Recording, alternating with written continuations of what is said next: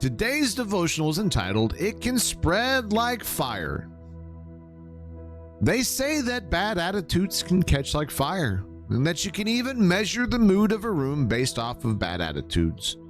And in many, many cases and many times, these moods can sweep through the businesses or home or even sporting events, and what would have been moments of joy are soured by anger and frustration. And we've all been there. A bad attitude at work that just seems to fester and stew, and day after day gets bigger and bigger. Eventually, a place that is already difficult with the stresses and deadlines of the normal job has now been compounded by bad attitudes. And if you don't live up to this and you don't live up to the standards, soon people start to not show up. Efficiencies and profits start to wane, and soon hours are cut and eventually doors are shut. Bad attitudes can derail everything. Now, there is this professional baseball player named Trey Turner who plays for the Philadelphia Phillies. And he is one of those once-in-a-generation players, able to put the game on his back and change the outcome. But much like bad attitudes, he got himself into a slump this year. And we're talking not just a slump, but in a slump of epic proportions. He can't hit. He can't even field, and he even gets ejected out of games because of his attitude. And the fans who at one time embraced this player now associates him with anger and frustration. That every time that Trey comes up to bat, they instead of cheering and applauding him, he's met with boos and jeers. And eventually, a fan made a post that instead of booing Trey, they should probably give him a standing ovation. And this makes no sense at all. Why would you give somebody that's got a bad attitude, that's slumping, a standing ovation? In this conversation, this little post made its way into big radio talk shows and on ESPN. Why in the world would you cheer a player on that's in a slump? Why would you even bother? Well, anyways, the game came, and as Trey stepped into the batter's box for the first time in a long time, the crowd, instead of booing and yelling at him, start to cheer, and they get up on their feet. And before long, the entire stadium is standing and cheering him on. And as Trey settles into the batter's box, the pitch comes, and instead of striking out, he hits a towering home run. The negative attitudes and anger were gone. Trey matched the energy of the stadium that he took the bad attitudes and replaced it with encouragement. And in the next coming weeks, he would continue to hit home runs, make amazing plays, and even hit walk-off game-winning hits. Encouragement matters, guys, and it more so than bad attitudes. We even see in Paul, in 1 Thessalonians 5:11, Paul writes, "Therefore encourage one another and build up one another just as I am doing." And we also see in Hebrews 3:13, "But exhort one another every day, as long as it is called today, that none of you may be hardened by the deceitfulness of sin." Guys, encouragement is needed more today than ever. You see, we all deal with moments in our lives where trying to be positive is going to be difficult and sometimes almost just impossible. And we even see the prophet Elijah is proof of this. You see, Elijah has defeated the gods of Baal, and he's predicted a drought, and Elijah has done some amazing things for the Lord. He should, by all accounts, be on cloud 9 and basking in all this positive thoughts.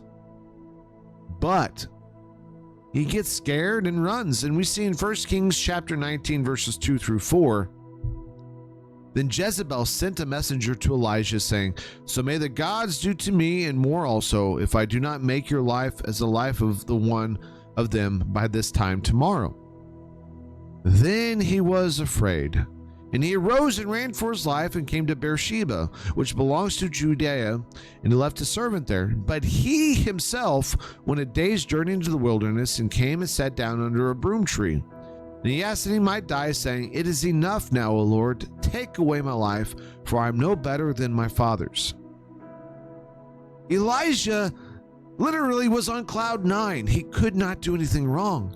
And yet Jezebel chasing after him and wanting to kill him, made him change his attitude, change his positive thoughts and encouragement into fear and timidity. But God then came to Elijah and encouraged Elijah to continue to do what he had been doing. Guys, encouragement matters. It gives us opportunities to face moments that we normally wouldn't face unless we had some joy. That life would lose its meaning with no joy or encouragement. And just like Trey Turner, when we approach moments in our lives with no joy but fear and timidity, we are going to fail time after time after time. But a positive word goes a long way and allows us to see moments in our lives in a different light. We see in John chapter 10, verse 10, Jesus says, "The thief comes only to steal and kill and destroy. I come that they may have life and have it abundantly." See, Jesus comes to give us encouragement and joy, not just a little bit of joy, but abundant joy and abundant encouragement. Yes, this world is going to want to tear you down and try to just destroy what values and positive reinforcement thoughts that we have.